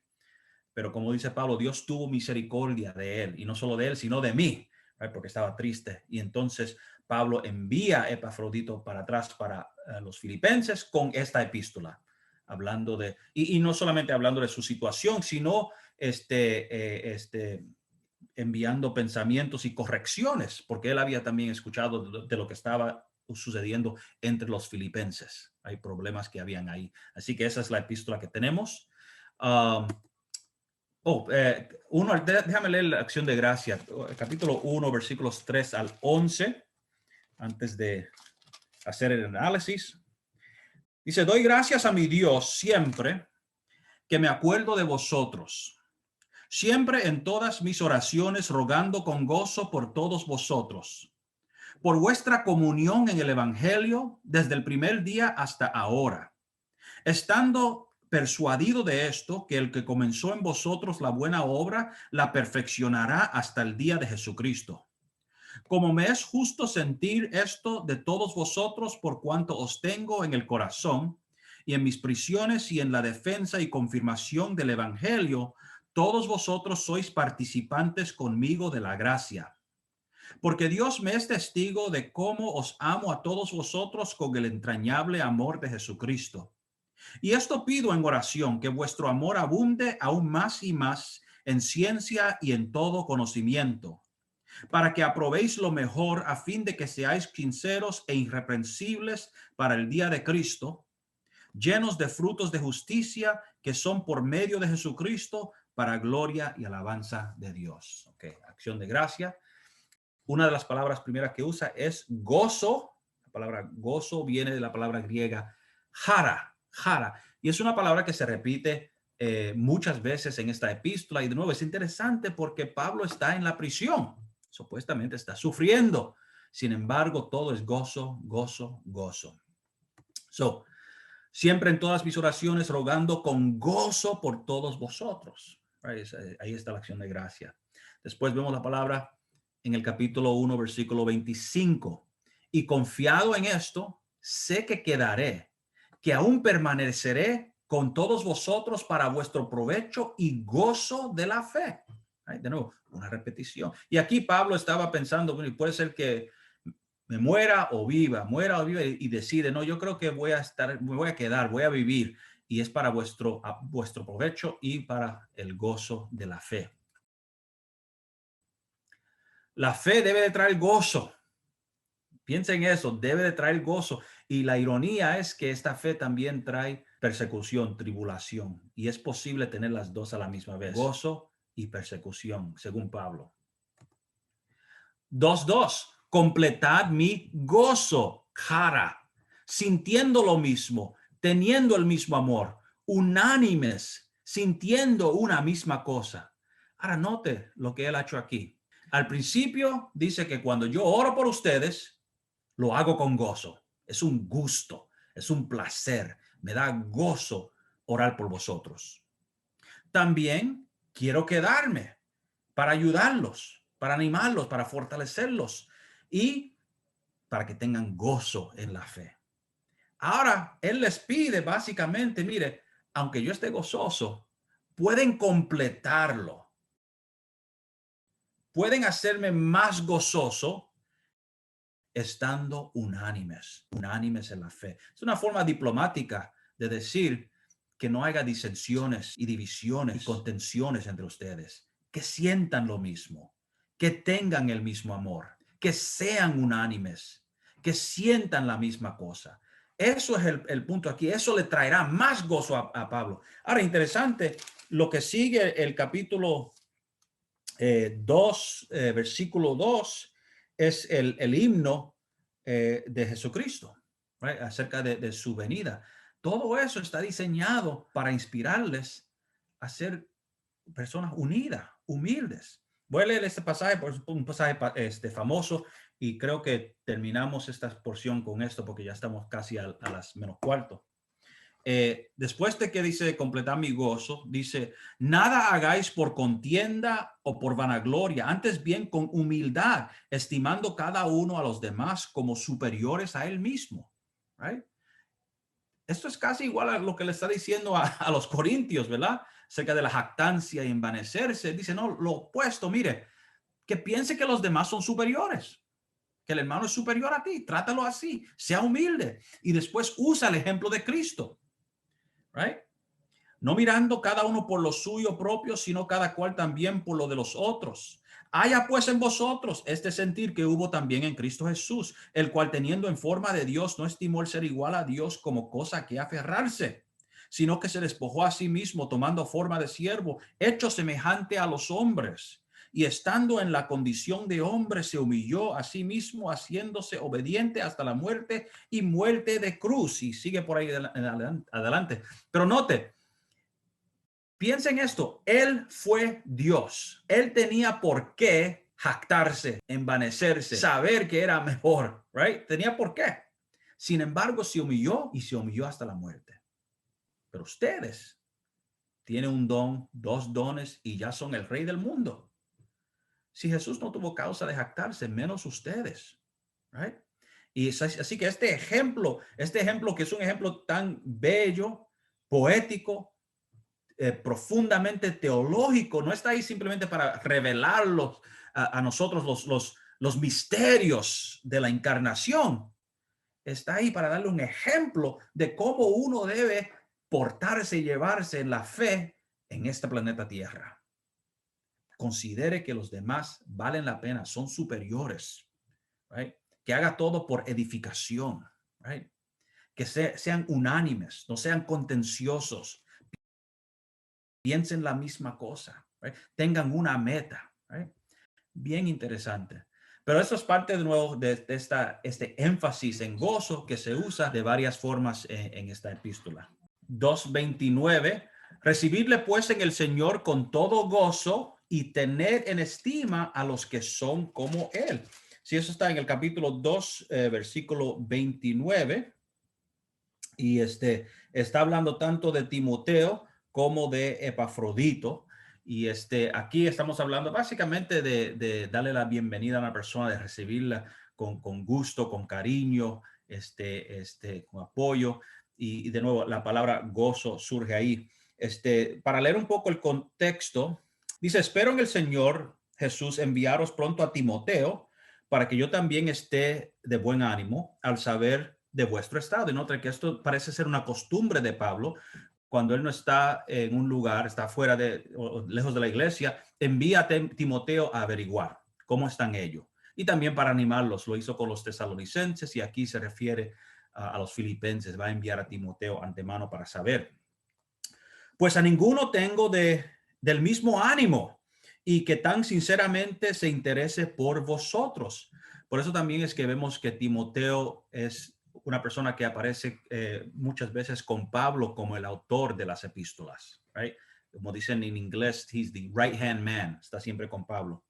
Porque todos buscan lo suyo propio, no lo que es de Cristo Jesús. Note que esto es una repetición de lo que él le había amonestado a ellos, que piensen en los demás. Timoteo es una de esas personas. Piensa en los demás. Los demás piensan en lo propio de ellos, ¿verdad? Pero ya conocéis los méritos de él, que como hijo a padre ha servido conmigo en el evangelio. Así que a espero enviaros luego que yo vea cómo van mis asuntos. Y confío en el Señor que yo también iré pronto a vosotros. Mas tuve por necesario enviaros a Epafrodito. De nuevo, este es el miembro de la iglesia que ayudó a Pablo y que ahora lleva la carta. Mi hermano y colaborador y compañero de milicia, vuestro mensajero y ministrador de mis necesidades.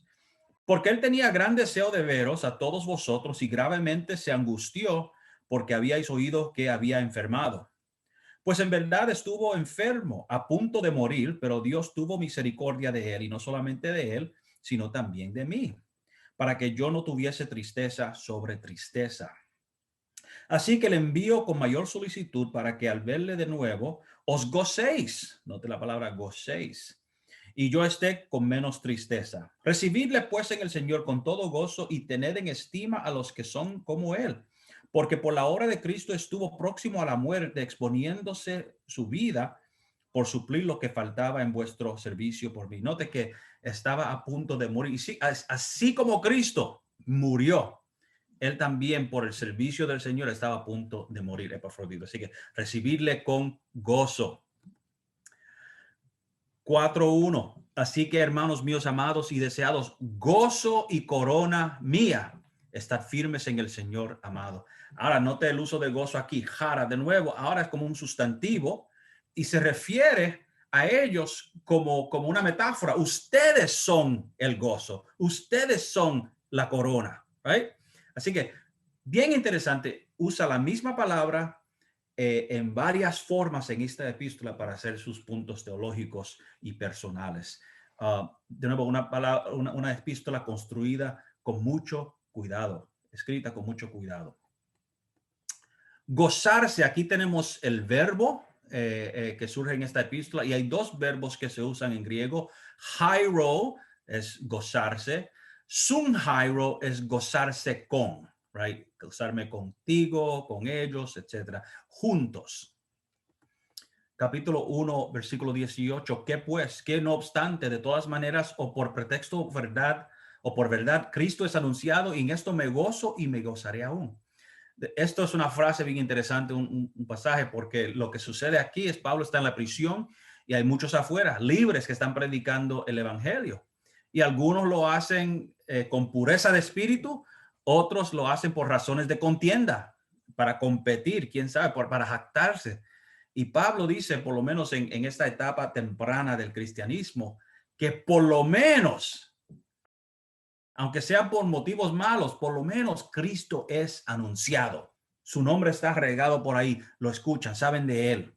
Y en eso se goza y se gozará aún, estando aún en la prisión, donde no puede influenciar las cosas. 2:17 al 18. Aquí hablando de la posibilidad de su muerte, él dice lo siguiente: y aunque sea derramado en libación sobre el sacrificio y servicio de vuestra fe. Todo eso es una metáfora por su muerte. Me gozo y regocijo con todos vosotros. Y asimismo gozaos y regocijaos también vosotros conmigo. En otra palabra, que si Dios decide que es mi tiempo y voy a ser sacrificado, yo me gozo y ustedes también se deben gozar. 2:28.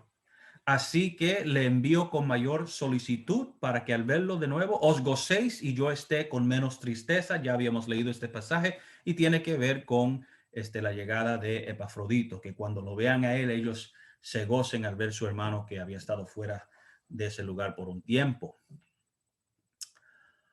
3:1. Por lo demás, hermanos, gozaos en el Señor.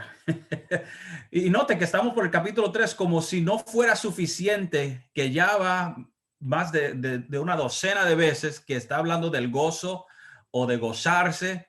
Por fin dice, hermanos, gozaos en el Señor. Gozaos en el Señor. A mí no me es molesto escribiros las mismas cosas y para vosotros es seguro. Y entonces empieza a dar instrucciones y también a señalar 2 o 3 cositas que tienen que enderezarse, que se tienen que arreglar. 4:4. Regocijaos en el Señor siempre. Otra vez digo regocijaos. A la verdad no sé cuál sea la razón por la cual Pablo tiene tanto énfasis sobre el gozo. Y esta epístola es pequeña, es de 4 capítulos. No es como Romanos de 16 o 1 Corintios de 16, son 4 capítulos y ya vemos gozo, gozo, gozo, gozo de todas formas. Lo único que puedo imaginarme es que en verdad él siente el gozo del Señor, aún estando encarcelado, aún siendo limitado, aún teniendo que contender y bregar con problemas sobre los cuales no tiene tanto control. Se goza en el Señor y pide que él se goce en el Señor también. 4:10. En gran manera me gocé en el Señor de que ya al fin habéis revivido vuestro cuidado de mí, de lo cual también estabais solícitos, pero os faltaba la oportunidad. ¿A qué se refiere aquí? Él se refiere al hecho de que ellos lo ayudaron a él. Ellos le enviaron a Epafrodito. Le trajeron comida, le trajeron ropa, le trajeron libros, le trajeron lo que necesitaba, lo apoyaron mientras estaba ahí. Right? Y él se goza en el hecho de que ellos hayan hecho eso. Y él lo ve básicamente como una responsabilidad de ellos, de ayudar a aquel que plantó esa iglesia, que fundó esa iglesia, que discipuló a los hermanos que están ahí. Y como dice, les faltaba la oportunidad, pero ahora la tuvieron y aprovecharon. Comunión. Ahora la próxima palabra, comunión, una palabra muy importante. Las palabras griegas aquí son koinonia y koinoneo. Koinonía es comunión, koinoneo es la forma verbal, tener comunión. Y como había dicho ya al principio, es una palabra que uno la escucha mucho en círculos cristianos, y hasta un cristiano que no sepa leer griego sabe que koinonía tiene que ver con comunión. Lo interesante es que de la forma en que Pablo la usa aquí, no es como la mayoría de los cristianos la usan hoy en día. Por ejemplo, si Pablo estuviese aquí hoy y fuese a una iglesia y fuese testigo del momento cuando colectan la ofrenda, él llamaría eso comunión. Right? No es así que nosotros usamos esas palabras. Pensamos en fraternidad, algo espiritual. Quizás pensamos en la Santa Cena, comunión. Pablo pensaba en apoyar, en aportar algo al ministerio cuando usaba la palabra koinoneo o koinonía. Right? No era lo único, pero era un uso principal. Ok. 1:5, por vuestra comunión en el evangelio desde el primer día hasta ahora. Aquí él se refiere al hecho de que ellos lo apoyaron. Right? Las iglesias, bueno, la iglesia en este caso de Filipenses, lo apoyó desde el primer día. Right? No es simplemente que estaban ahí y oraban por él, es que ellos aportaban, contribuían, se sacrificaban por la iglesia, por hacer la fundación, ayudar a Pablo con lo que necesitara. Eso era la comunión en el evangelio. Era una participación.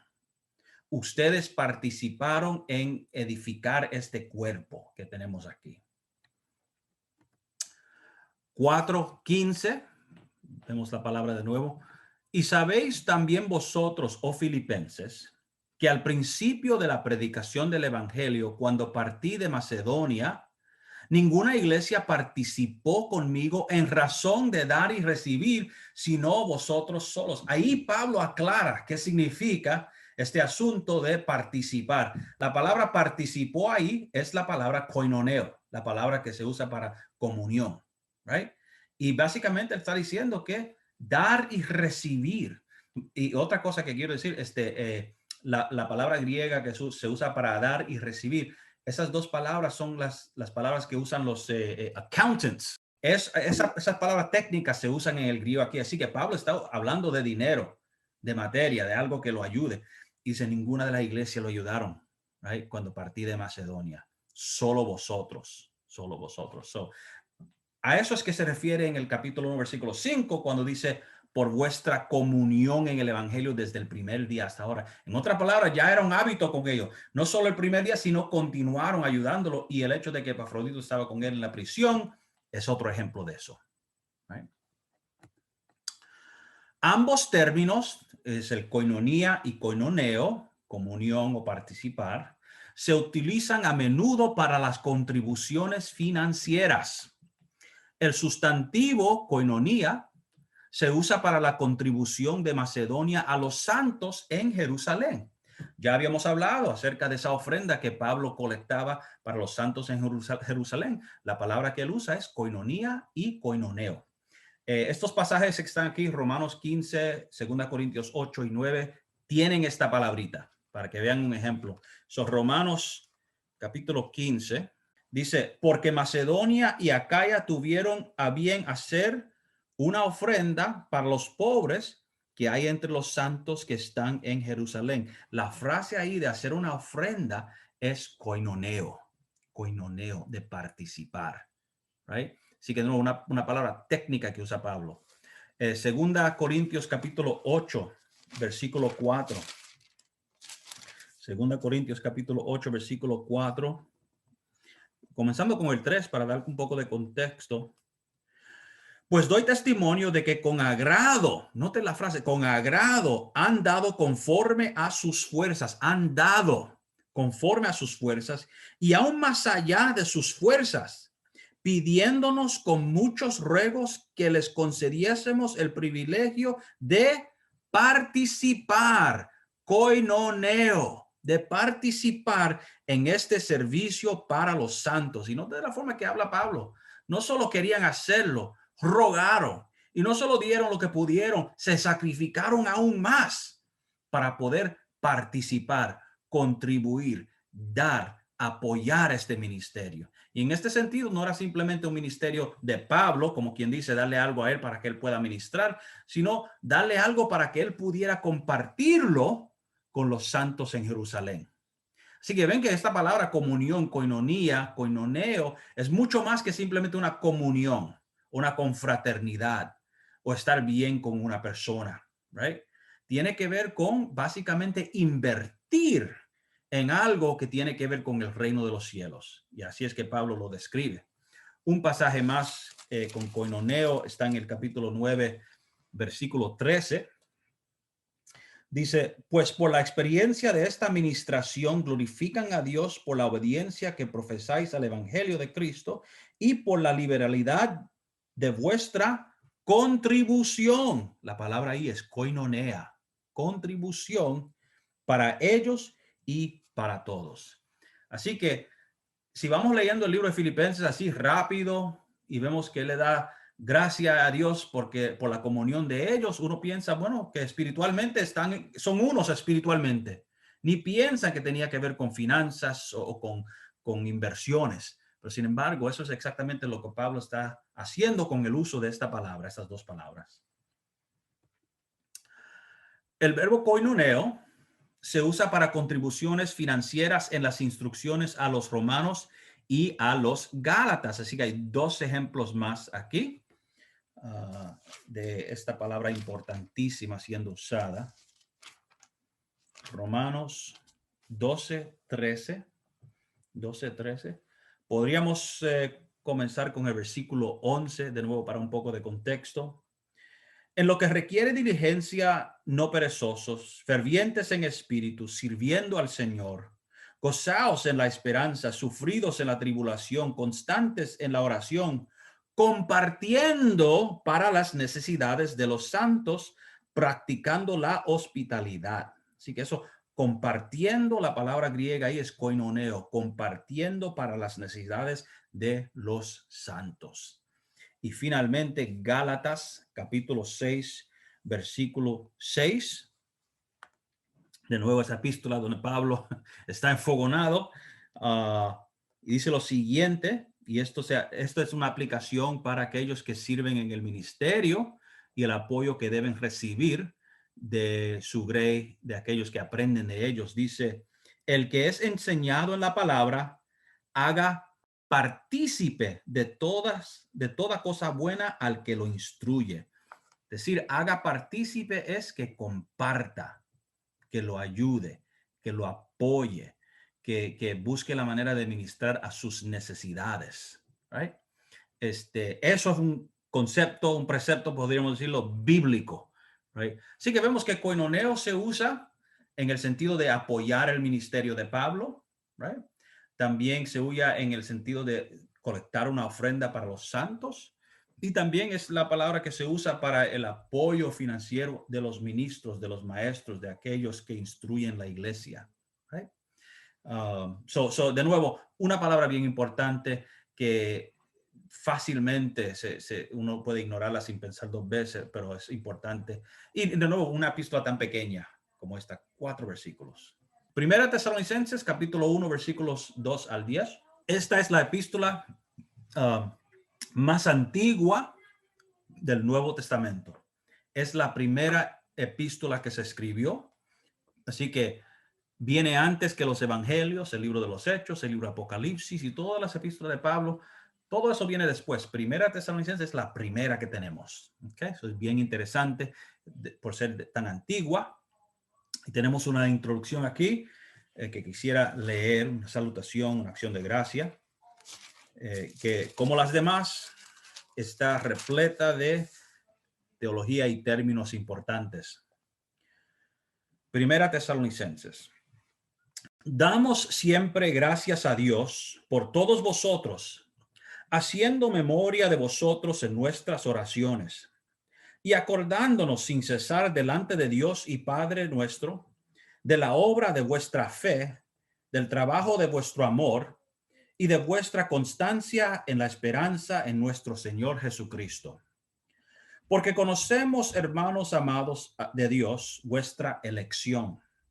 Pues nuestro evangelio no llegó a vosotros en palabras solamente, sino también en poder, en el Espíritu Santo y en plena certidumbre, como bien sabéis cuáles fuimos entre vosotros por amor de vosotros. Note que hay un énfasis ahí que es semejante a la del libro de Corintios. Yo no llegué solamente con palabras, sino con poder. Y ya lo vemos aquí en la primera epístola que Pablo había escrito a los tesalonicenses. Y vosotros vinisteis a ser imitadores de nosotros y del Señor, recibiendo la palabra en medio de gran tribulación, con gozo del Espíritu Santo. Ya vemos temas ahí que también están en Filipenses. Este tema de imitar, muy importante en el evangelio, especialmente cuando estaba comenzando. No había muchas iglesias, no habían librerías cristianas, no había pastores donde quiera. ¿Cómo es que uno sabía qué hacer en cuanto a la vida cristiana? Uno imitaba a Pablo, uno imitaba a aquellos que ya eran cristianos. Así es que se regaba y se modelaba el cristianismo. De tal manera que habéis sido ejemplo a todos los de Macedonia y de Acaya que han creído, porque partiendo de vosotros ha sido divulgada la palabra del Señor, no solo en Macedonia y Acaya, sino también en todo lugar. Vuestra fe en Dios se ha extendido, de modo que nosotros no tenemos necesidad de hablar nada, porque ellos mismos cuentan de nosotros la manera en que nos recibisteis y cómo os convertisteis de los ídolos a Dios para servir al Dios vivo y verdadero. Los tesalonicenses aquí eran gentiles. Y esperar de los cielos a su Hijo, al cual resucitó de los muertos, a Jesús, quien nos libra de la ira venidera. Hay mucho ahí en esta acción de gracia. De nuevo, su primera epístola. La primera palabra que vamos a ver ahí es fe, una palabra importantísima que viene de la palabra griega pistis, pistis. Al principio dice, acordándonos sin cesar delante del Dios y Padre nuestro de la obra de vuestra fe, del trabajo de vuestro amor y de vuestra constancia en la esperanza en nuestro Señor Jesucristo. De aquí es donde vienen esas tres palabras, fe, amor y esperanza, que se usan en el cristianismo. Aparecen por primera vez aquí en Primera Tesalonicenses. So, fe, capítulo 3, versículos 5 al 7. Note cuántas veces se usa la palabra fe aquí. Por lo cual también yo, no pudiendo soportar más, envié para informarme de vuestra fe, right?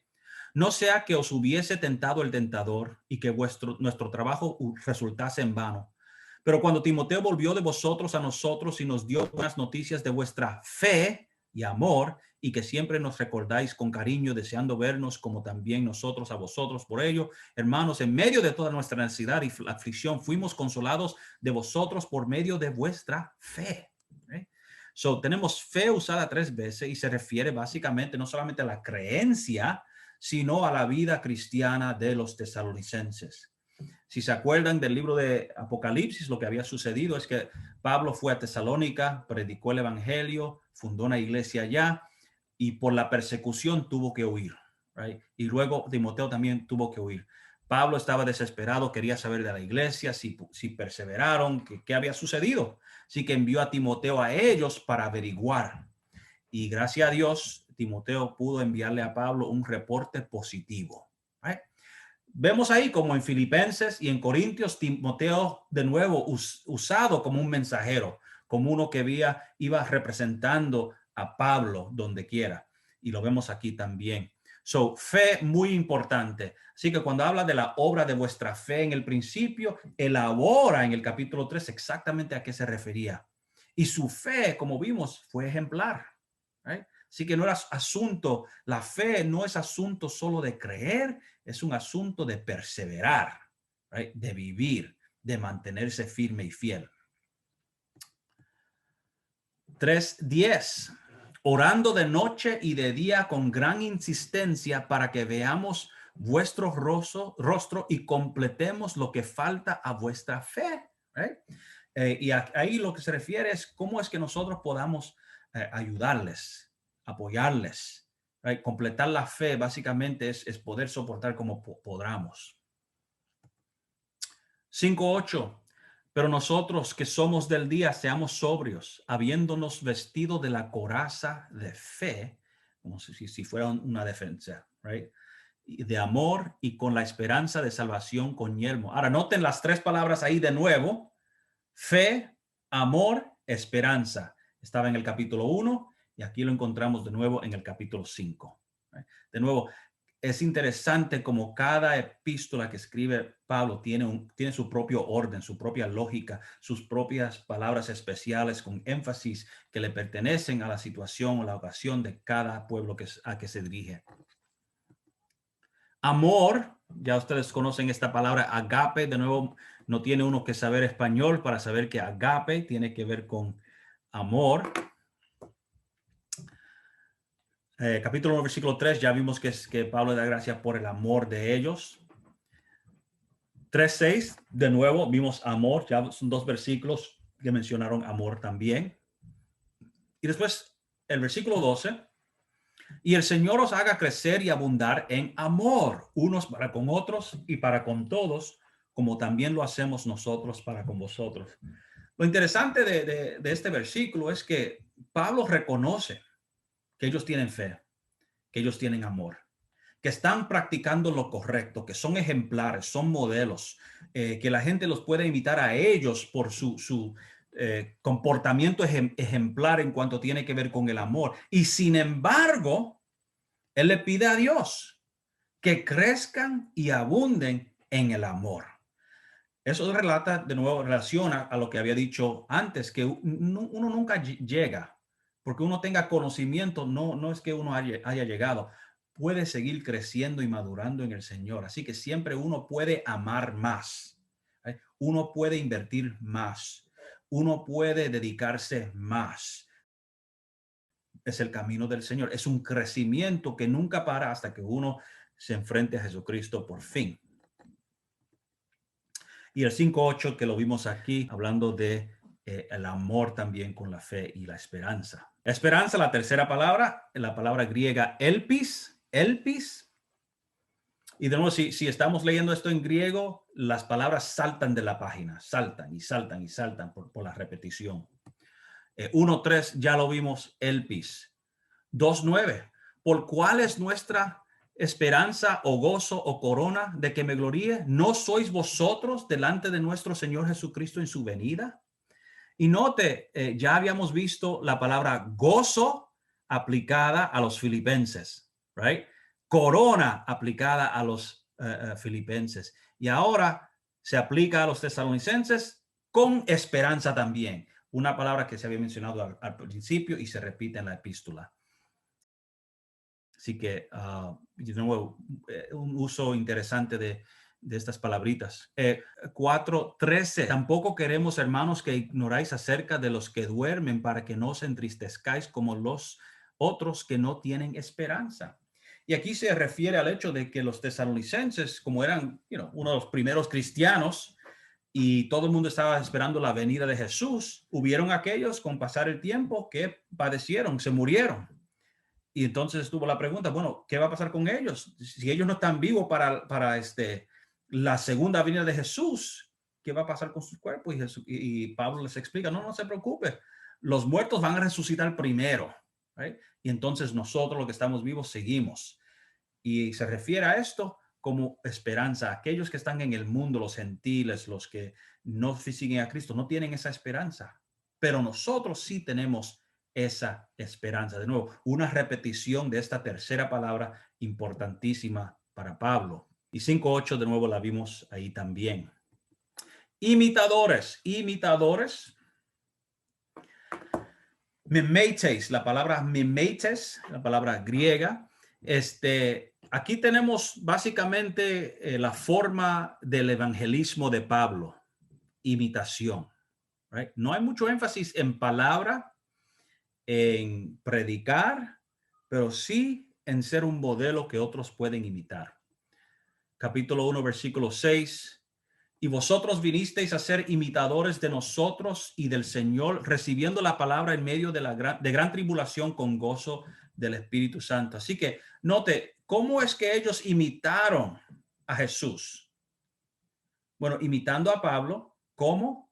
Recibiendo la palabra en medio de gran tribulación. Pablo, bueno, Jesús primero y Pablo sufrieron por su causa, por su misión. Ser cristiano envolvía el potencial de ser mártir, de sufrir por su fe.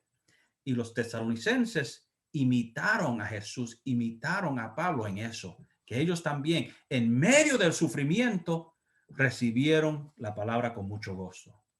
Capítulo 2, versículo 14, también, porque vosotros, hermanos, vinisteis a ser imitadores de las iglesias de Dios en Cristo Jesús, que están en Judea, pues habéis padecido de los de vuestra propia nación las mismas cosas que ellas padecieron de los judíos. Y note de nuevo, me preguntaron acerca de los santos en Jerusalén. Pues vemos aquí en este versículo que habían varias iglesias en Judea. Right? Varias iglesias en Judea, entre ellos habían pobres. Y note, los tesalonicenses imitaban a esas iglesias. ¿Cómo es que las imitaban? Bueno, en perseverar en medio del sufrimiento. Right? Esa es la imitación. Eso es lo que deben aprender. Es interesante que, y yo he dicho esto en el pasado, pero vale la pena repetirlo. ¿Cuántas veces ustedes no han escuchado a la gente decir, no me miren a mí, miren a Cristo? Si me miran a mí, van a tropezar. Si me miran a mí, van a fallar. Pero si miran a Cristo, Él nunca va a abandonarlo.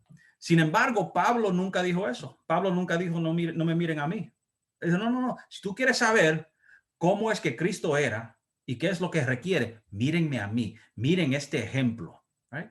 Y así es que debe ser el cristianismo, que se esparce el evangelio a través de ese ejemplo. La gente ven el modelo, ven el ejemplo y quieren seguirlo, lo atrae.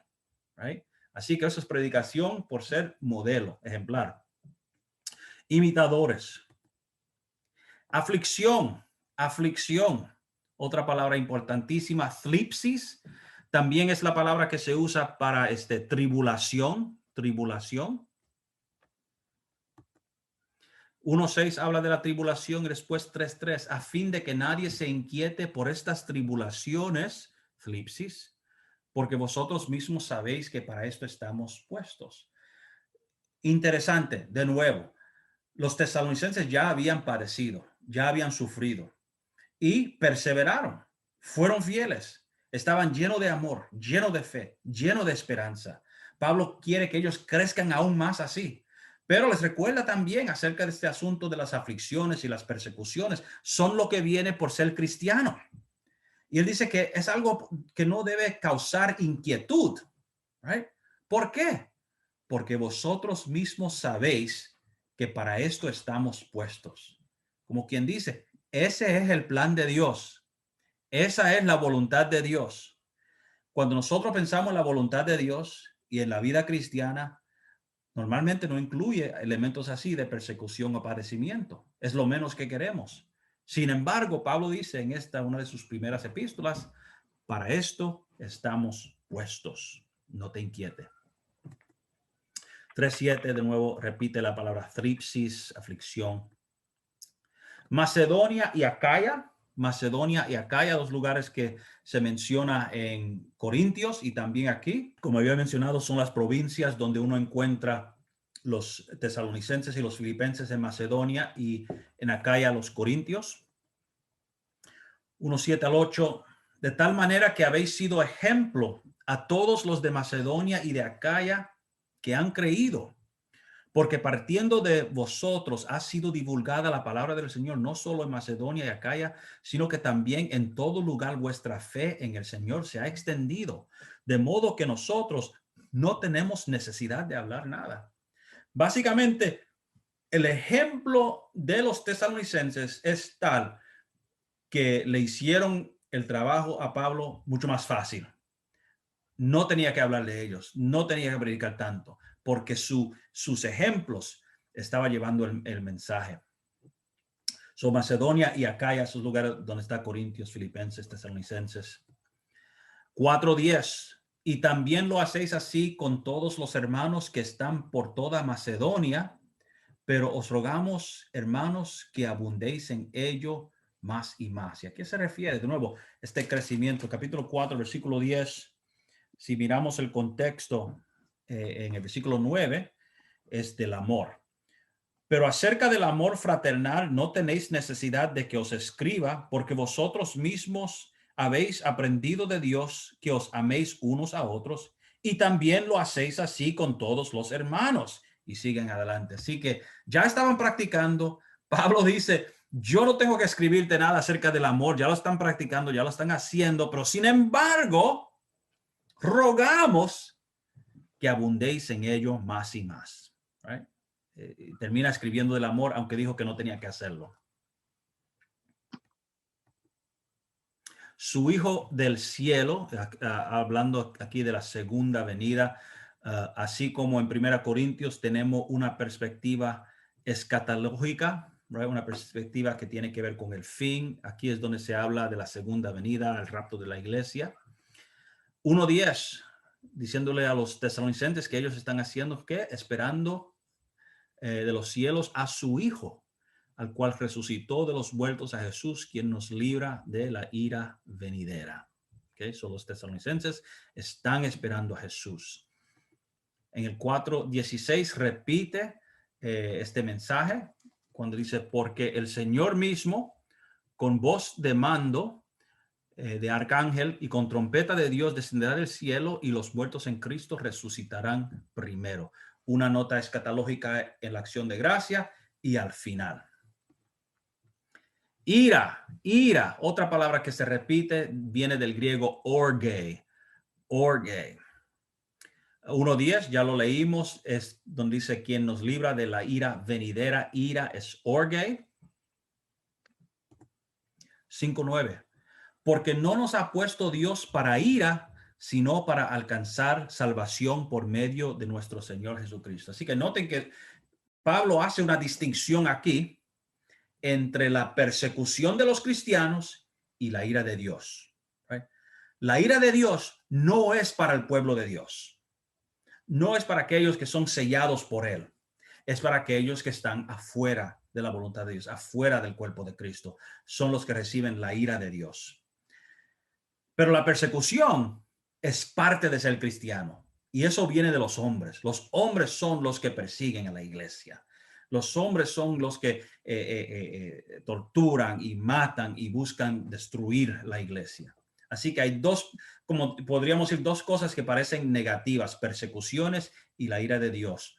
Una es para el pueblo de Dios, otro es para el pueblo que no es de Dios. Y es una distinción fija que hace Pablo aquí. Y es la misma distinción que vimos en el libro de Apocalipsis, que la ira de Dios no es para aquellos que son fieles a Dios, pero sí la persecución es.